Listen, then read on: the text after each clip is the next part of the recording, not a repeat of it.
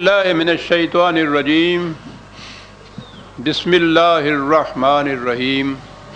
عزیزان من، آج فروری 1984 کی 3 تاریخ ہے اور درس قرآن کریم کا آغاز سورہ المزمل کی آیت 10 سے ہو رہا ہے، 73/10۔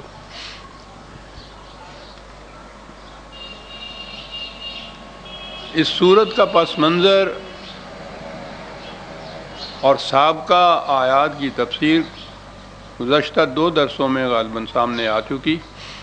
میں نے بتایا تھا کہ اب وہ مقام آ گیا ہے کہ جہاں وہ کشمکش جو گزشتہ اتنے سالوں سے حق اور باطل میں نبی اکرم صلی اللہ علیہ وسلم اور مخالفین میں آہستہ آہستہ چلی آ رہی تھی، اب وہ اپنے آخری مراحل میں پہنچ گئی اور یہ کشمکش تصادم کی شکل اختیار کر گئی، نکھر کر کھل کر سامنے آ گئے۔ اور یہ جو آخری پاروں کی یہ صورتیں ہیں، ان میں انہی واقعات کے متعلق کچھ تفصیل بیان کی گئی ہے۔ تو سابقہ درسوں میں پہلی آیات میں نے یہ عرض کیا تھا، کہا یہ گیا، یعنی اس کا پس منظر کچھ یوں ہے کہ اب یہ اتنا مصروفیت کا دور آ گیا کہ قرآن نے کہا کہ رسول اللہ صلی اللہ علیہ وسلم سے کہا کہ رات کے حصے میں ٹھیک ہے، اس پروگرام کا تقاضا ہے کہ اس کے لیے رات کو بھی جاگا جائے، لیکن اتنا زیادہ نہ اس میں کیجیے۔ یہ جسمانی طور پر، طبعی طور پر زیادہ عرصے تک یہ جاری نہیں رکھا جا سکے گا، کم کیجئے اس میں کچھ، کیونکہ اِنَّ لَکَ فِی النَّہَارِ سَبْحًا طَوِیلًا، دن بھر میں اتنی مصروفیت ہوتی ہے، آپ کو اس قدر تگ و دو کرنی پڑتی ہے، اس قدر کوششیں، کاوشیں، مصروفیتیں ہوتی ہیں کہ پھر تو نظر آیا کہ دن بھر کا یہ پروگرام تھا، اور پھر رات کو سکون میں جو کچھ سارا دن کیا تھا اس پہ ایک جائزہ اس کا لینا، نظر ثانی کرنا، کل کے لیے نیا پروگرام مرتب کرنا، یہ تھا جو قرآن نے کہا۔ یہ جو قُمِ اللَّیلَ إِلَّا قَلِیلًا کہ تھوڑا حصہ رات کا جاگا کرو، تو میں نے عرض کیا تھا کہ جب دین پھر مذہب میں تبدیل ہوا ہے تو پھر انہی آیات کے معنی، مفہوم اور ان پر عمل وہ کس شکل میں ہوا۔ قُمِ اللیل کے متعلق کہا کہ رسول اللہ صلی اللہ علیہ وسلم نفل پڑھا کرتے تھے رات کو، اور اتنی لمبی رات تک نفل پڑھتے تھے کہ حضور کے پاؤں سوج جایا کرتے تھے، تو اس کے لیے کہا گیا کہ کچھ کم کیا کرو۔ دن بھر میں سبحن و سبحہ کا لفظ جو ہمارے ہاں تسبیح کے لیے استعمال ہوا، تو گویا وہ یہ سارا جتنا یہ پروگرام اتنا بڑا نظام کا ایک انقلاب عظیم برپا کرنے کا جو پروگرام تھا، اس کو جب مذہب میں تبدیل کر دیا تو اب یہ جتنی بھی یہ احکام، یہ آیات تھیں، مذہب کی پرستش میں، مذہب کی جس کو عبادت کے معنی پرستش ہو گئے، وہ رات کا کھڑا ہونا نفل پڑھنے کے لیے ہوا، دن میں ادھر ادھر کی تگ و تاز جو تھی وہ تسبیح کے لیے چلی گئی۔ اب وہی چیز جو ہے یہی سنت رسول اللہ قرار پا گئی، یہی ان آیات کی تفسیر قرار پا گئی، یہی اس کا مفہوم رہ گیا، اور وہ ایک تبدیلی سے ملوکیت میں جب تبدیل ہوئی ہے خلافت، تو اس کے ساتھ ہی یہ سارا جو کچھ تھا ایک سوئچ آف کیا، تو یہ مفہوم سارا بدل گیا۔ اب اس کے بعد چارہ نہیں تھا کہ ان تمام چیزوں کو مذہب میں جب تبدیل کیا جائے گا تو یہ پرستش کی چیزیں آپ کے سامنے آ جائیں گی، تو پرستش میں اس کو تبدیل کر دیا۔ میں عرض کر رہا تھا کہ یہ چیزیں خود اگر قرآن کی آیات پہ قرآن کی روح سے غور کیا جاتا تو سمجھ میں بات آ جاتی کہ یہ نئی کوئی پوجا پاٹ یا پرستش کی بھکتی کی بات نہیں ہے، کچھ تصادم کی بات ہے. اگلی آیت میں یہ کہا ہے وَاصْبِرْ عَلَىٰ مَا يَقُولُونَ،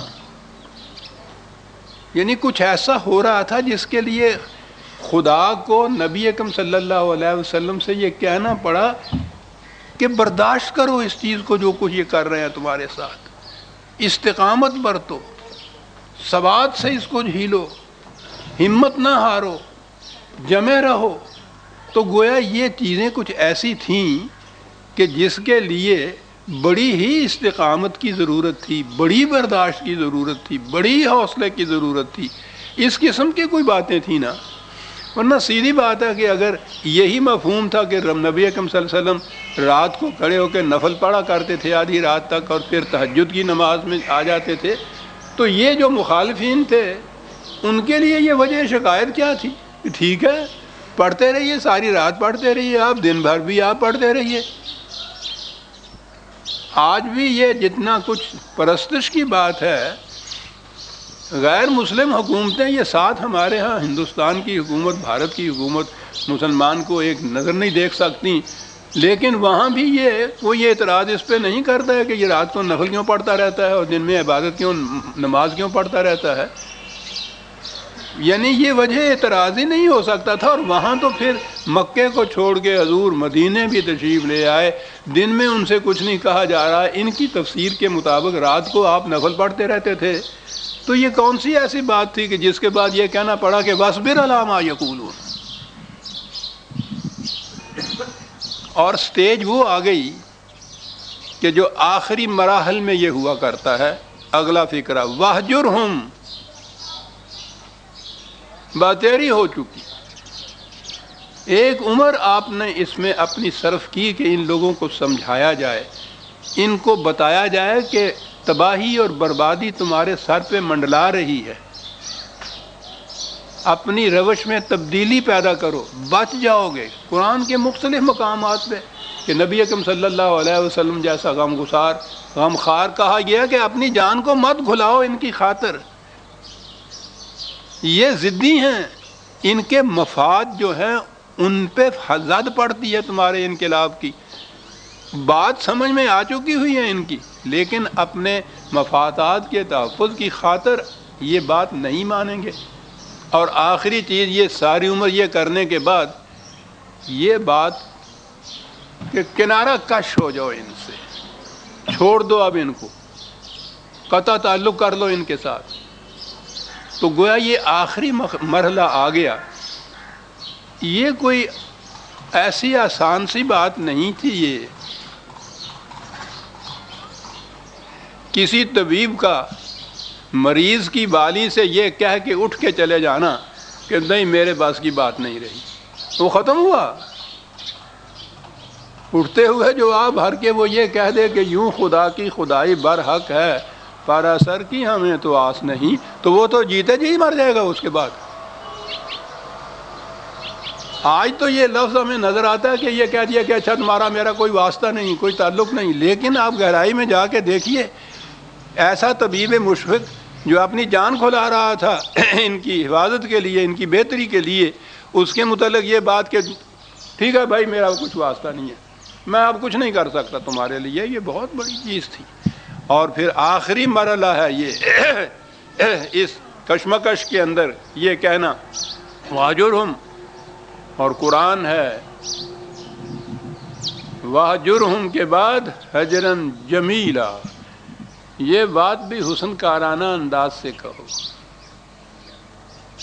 مخالفت، مخاصمت، تصادم، دشمنی، مقابلہ وہ تو ایک طرف رہا، کنارہ کشی اور علیحدگی بھی اختیار کرو تو حسن کارانہ انداز سے اختیار کرو. یہ فرق ہے دنیاوی سیاست میں اور قرآنی سیاست میں. لیکن بہرحال وَاهْجُرْهُمْ کی منزل تو آ گئی نا. یہ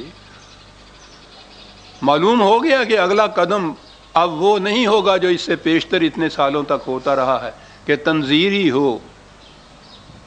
آگہی ہو، وارن کرنا ہی ہو، بلکہ اب کوئی منزل وہ آ گئی ہے جس میں اب تصادم ناگزیر ہو جائے گا کہ یہ کہہ دیا کہ اچھا بھائی اب تمہارا میرا کوئی تعلق نہیں رہا وجرن جمیلہ، اور اگلی بات واضح کر دیتی ہے جو میں 3 درسوں سے کہتا چلا آ رہا